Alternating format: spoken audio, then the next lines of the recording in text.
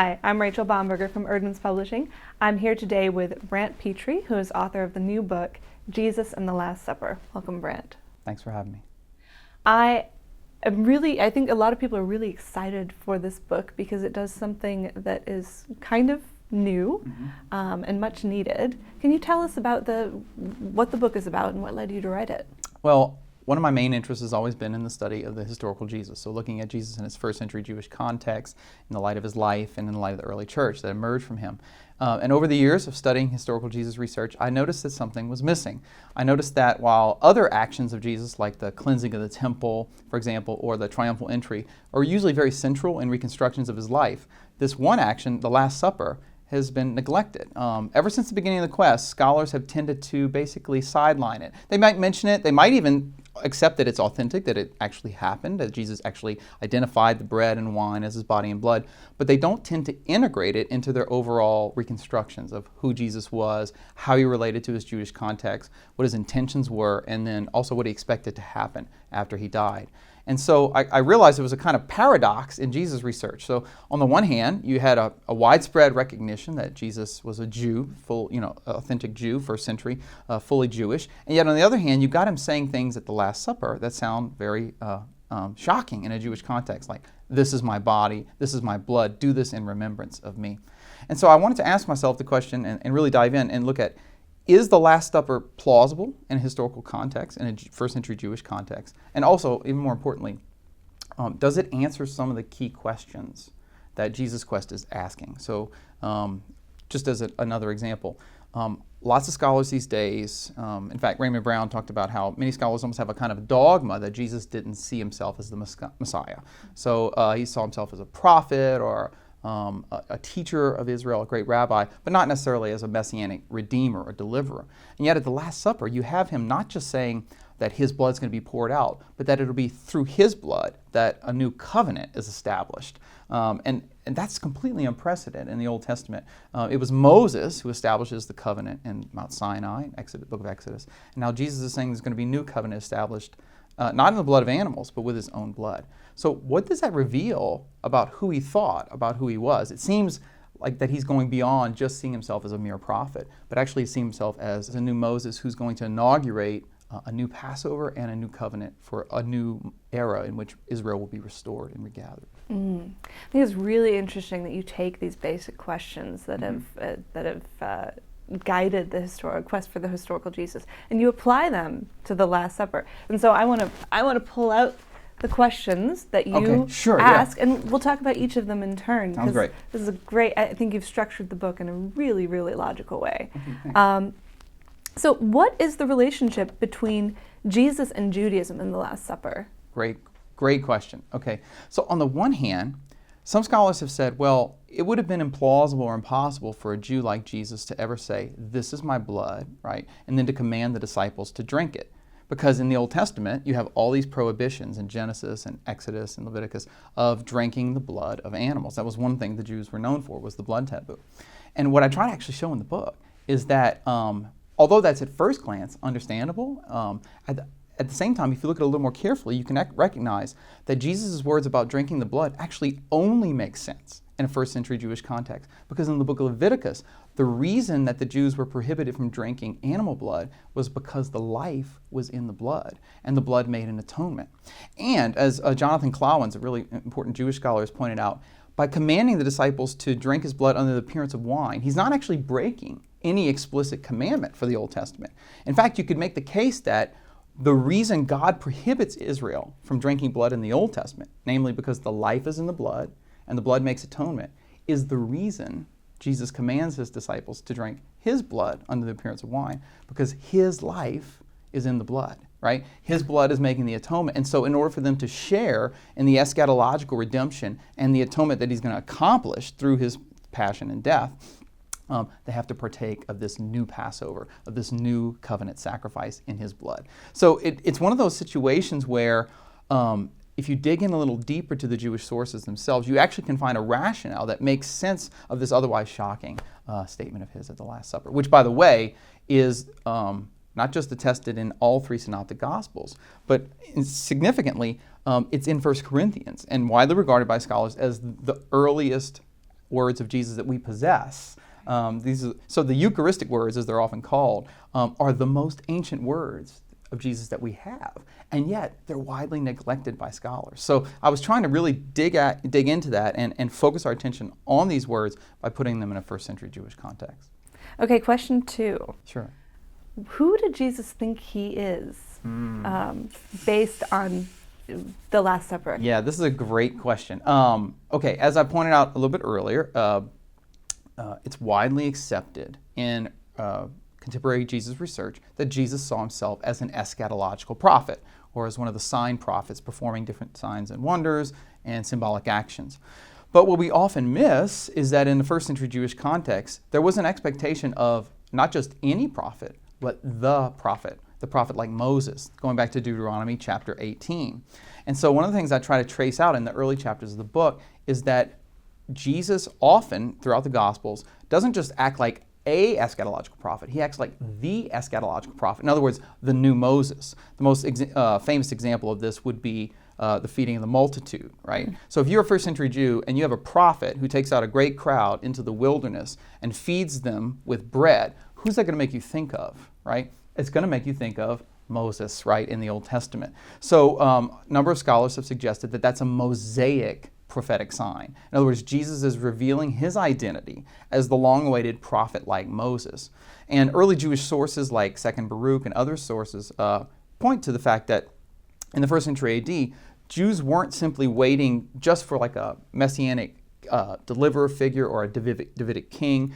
They were waiting for a new Moses, because of Deuteronomy, to come and set in motion a new Exodus. So when Jesus appears on the scene and starts performing signs like the feeding of the multitude, and even more importantly, at the end of his ministry, when he gathers the 12 disciples, just like Moses gathered the 12 tribes at Mount Sinai, and then he identifies the blood of a covenant, just like Moses poured out the blood of the covenant in Exodus 24, they would have made those connections that Jesus was revealing his identity as the new Moses. And that's really significant because the new Moses was a messianic category by the time you get to the Second Temple period as well. So it's one of the lenses through which they looked at the Messiah.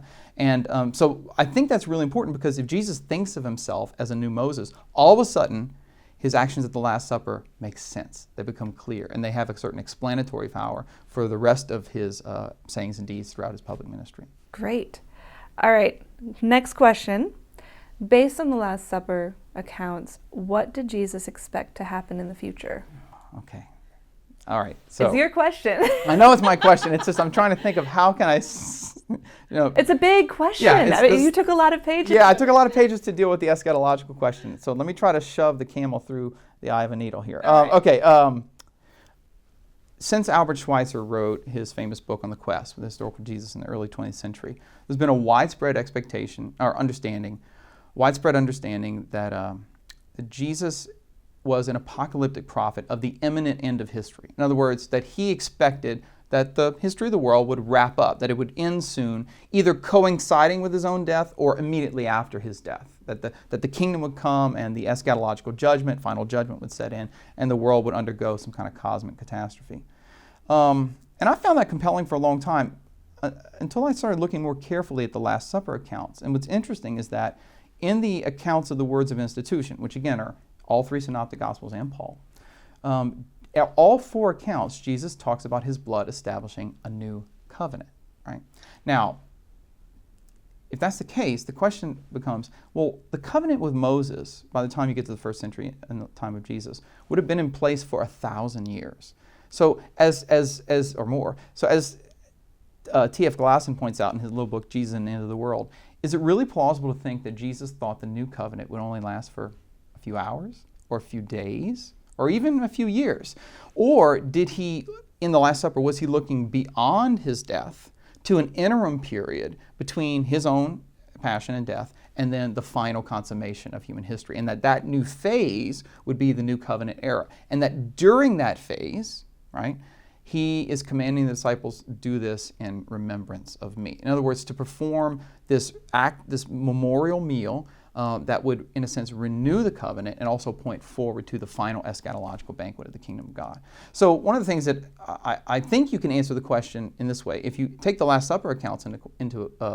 if you take them seriously, if you look carefully at the Last Supper's accounts and you take into account the fact that they seem to envision a period beyond his death, then maybe we need to reconfigure Schweitzer's understanding of what Jesus expected to happen. In other words, maybe Jesus expected there to be this interim period in which the apostles would continue to celebrate this new Passover meal in his absence, in remembrance of his death, and then in anticipation of a final consummation to come. The fourth question that you ask of these accounts in your book, what were Jesus' intentions with regard to the church? Okay, yeah, so again, this is one of the paradoxes I uncovered as I was working on this. It's pretty much universally accepted now that Jesus didn't, quote, intend to found the church. That's a widespread understanding among scholars that any talk of founding a church or instituting the church would be seen as anachronistic. And yet, as a number of scholars have pointed out, like Gerd Tyson and others, when you look at the Last Supper accounts in their first century Jewish context, there's a lot of cultic language in them, right? There's language that's being borrowed from the temple. For example, language about the blood being poured out. That's a weird thing to say, right? To take wine and say, this is blood, my blood, which will be poured out for many, like in Matthew and Mark. Well, you don't usually pour out wine, do you? No. That you drink. I don't. Right, I don't either. No, not especially not good wine, right? But you did pour out blood, and where did you do that? Well, you did it in the temple, right? So see, we often forget that in the first century AD, the Passover wasn't just a meal, it was a sacrifice. And that according to the Torah, the only people who could pour out the blood were the priests, right? Deuteronomy talks about the blood of the lambs being poured out on the altar of sacrifice in the temple. And then also, even Jesus' language of do this in remembrance of me, that language of do this you can find it in other cultic texts, which are describing priestly sacrifices and priestly rituals and rites that would be reenacted week after week, day after day, or year after year. So a number of scholars have suggested that Jesus doesn't just seem to be celebrating a kind of like farewell meal with the disciples, where he was saying, in effect, I'll see you soon, or right. It was good while we were together, but now we're going to have this final meal together. No, he's doing more than that. He's instituting a new cult that is, in a sense, a replacement of the temple, right? And so if he's instituting a new cult, and if he's instituting a new sacrifice, then that implies that what he envisions is a new community, and even some scholars have pointed out a kind of new priesthood that's beginning with the apostles. Because when he tells them, do this in remembrance of me, any first century Jew would have known only the priests can pour out the blood, right? And so even the numbers of the apostles, 12, actually, this is my favorite parts of the book. So if you look at the circles of Jesus' apostles, you got Peter as his kind of right-hand man. Then you got the intimate circle of the three, Peter, James, and John. And then you have the 12, of course. And then you even have the 70 in Luke, right? And where does Jesus get these numbers, 1, 3, 12, and 70? If you go back to the book of Exodus, chapter 24, those are the exact numbers by which Moses arranges the concentric circles of the priests in Israel. So Moses, and then you have Aaron, Nadab, and Abihu, these three that go up to the top of the mountain with him. Then you have the 12 men of the 12 tribes who pour out the blood of the covenant. And then you have the 70 elders as well. So what it seems like is, this is hardly a coincidence. It seems like Jesus is modeling the concentric circles of his disciples on the priestly circles of Old Testament Israel. And if he's doing that, it seems to be the case then that he is envisioning himself as inaugurating and establishing a new Israel with a new priestly hierarchy, which will go on to be called what we know as the church, or the ecclesia, the kahal, the assembly of this new Israel. So even that question of did Jesus intend to found the church, I think, can only really be answered if we look carefully at what is implied in the words of institution at the Last Supper. So we call it the Last Supper, but in reality, perhaps the First Supper? Might be the First Supper, yeah, that's a great way to put it. Yeah, it really is the first in a series of many cultic memorial meals that are at the center of this new Israel that Jesus is establishing amongst his disciples, which is a pretty audacious thing when you think about it as well. Who is he to suggest that his own blood would establish not just a new covenant, but a new Israel? It really strongly points to the idea that Jesus has a messianic self-understanding, and not just a prophetic self-understanding, but really that he's the new Moses, inaugurating a new Passover, which was, of course, how the first Israel was set in motion, right? Israel was born out of the Passover. So this new Passover meal is going to inaugurate a new Israel. So what do we miss in our theological understanding of the Eucharist if we fail to take into account the history. And on the other side, what does historical Jesus research miss by failing to take the Last Supper into full account? I'll start with the first one. Right. The second one first, if that's okay. I think that the historical Jesus research, by not paying close enough attention to the Last Supper, has tended to underestimate some of Jesus' claims about himself. I think they've also tended to, as I already pointed out with regard to Schweitzer, tended to misconstrue what his vision for the future was. They've tended to basically shorten the vision of Jesus to where he thought the world was going to end tomorrow or the next day, and not really look at the fact that that's really difficult to reconcile with the words of institution, which seem to envision some interim beyond his death. Now, it's not clear how much. In fact, if you look at the Olivet Discourse, he says the hour of consummation, no one knows the day or the hour. But the idea of an interim is definitely implicit in the words of the Last Supper. So I think by looking at the words of institution, it has the ability to help Jesus research refocus how it understood his relationship to Judaism as a new Moses in particular, his self-understanding as being messianic, not just prophetic, his eschatology as being imminent but not necessarily immediate. In other words, the kingdom's going to come in its fullness eventually, but there's going to be an interim period. And then finally, in terms of his, we might say anachronistically, his ecclesiology, that Jesus really is establishing a structured community that he expects to endure in some way in his wake, right, in the wake of his death. So I think those are important conclusions for the bigger questions about the quest, because that's really what the quest has been driven by since the beginning. How did Jesus relate to Judaism? Who did he think he was? What was he looking for? What was he expecting? How did he understand the kingdom? And then what was the relationship between him and the church? Did the church completely abandon or distort his intentions? Or did they develop those intentions out of things that he was actually hoping they would accomplish in the wake of his death? With regard to theology, and particularly Eucharistic theology, I think that looking at the Last Supper through the categories of the new Passover and the new manna and the new Moses really challenge us to rethink how early Christians understood the Eucharist and how we today can look at the Lord's Supper or the Christian Eucharist or the Mass or whatnot in a couple of ways. First, I have a long section in the book on the Eucharistic manna, as the Eucharist as the new manna. We look at the Lord's Prayer, Jesus' prayer, give us this day our daily bread, as well as the bread of life discourse in John 6. And one of the things that implications that has is if Jesus sees the bread of the Last Supper as new manna, like the eschatological manna that the Jews are waiting for the Messiah to bring, then it raises the question of whether he sees it as ordinary bread or not. Because see, in the Old Testament, any first century Jew would have known that the manna of the Old Covenant or manna of Moses was miraculous bread from heaven. Okay? So if the Old Covenant manna is miraculous bread from heaven, then can the New Covenant manna just be a symbol? Yeah.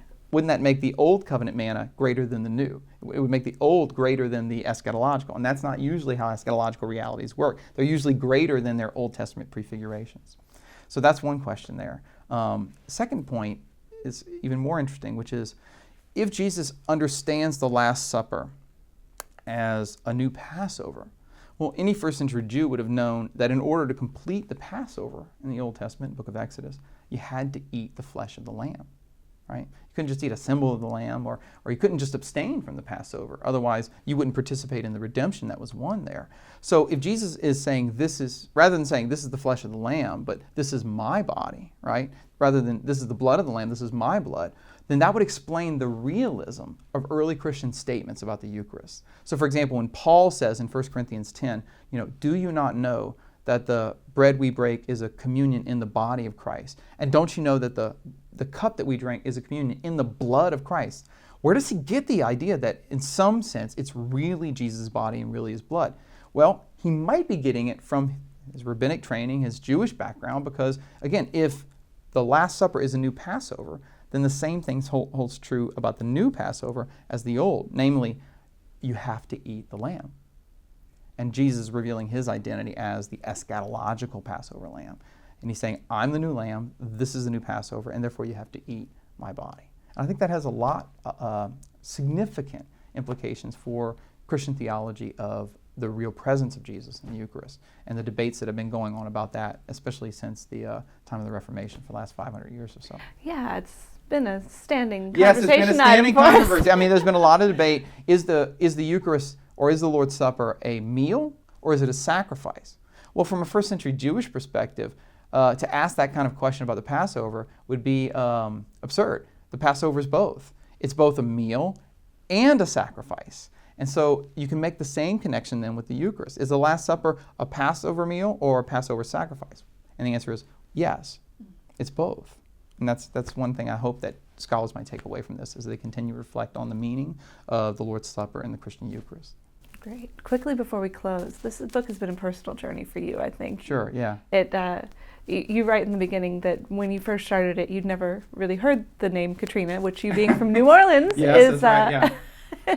is significant. Yeah. How did you grow through the process of writing the book, and how has your personal connection to the Eucharist perhaps been expanded or changed by the work you did?